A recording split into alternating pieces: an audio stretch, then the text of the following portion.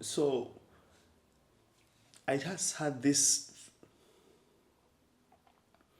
I just had this thought in the morning about good ideas or ideas in general, because when I was younger I used to get really hung up on good ideas, and I used to get really frustrated when my ideas were not adopted, when I saw them as really good ideas. But as I've grown, as time has gone by, I've started to realize that ideas, good or bad, are not really anything of value until somebody implements them.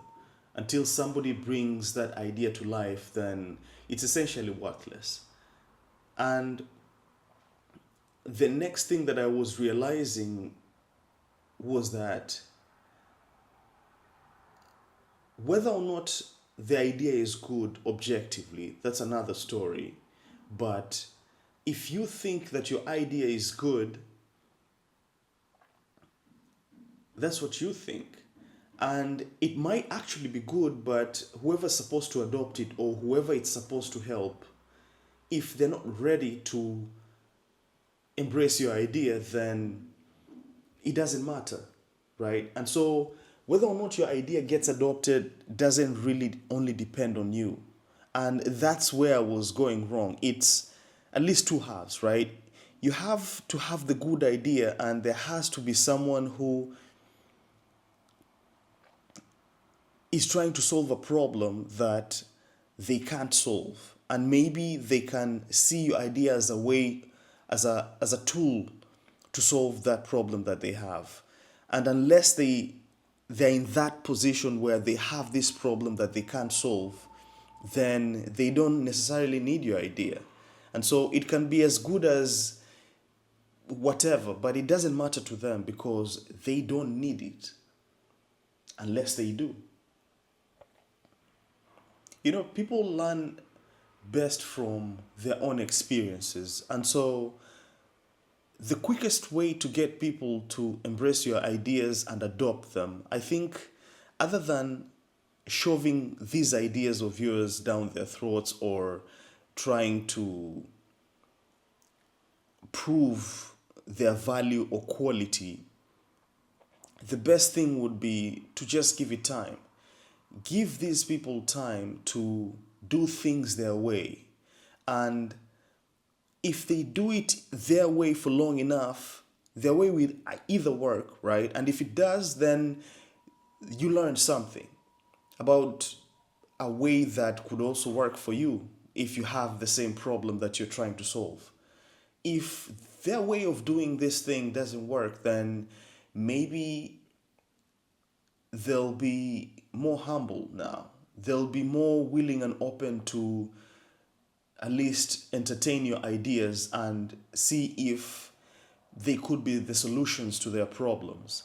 But ultimately, they still need that time. They still need that time unless they come to you explicitly and they ask for your input and they don't have any way of solving this problem, then you have to let them try it first and then see how that goes. Maybe you learn or they learn. Any outcome is a lesson, whether they succeed or they fail and decide to come to you for help. And so you should be open to that. And I think one of the things that made me switch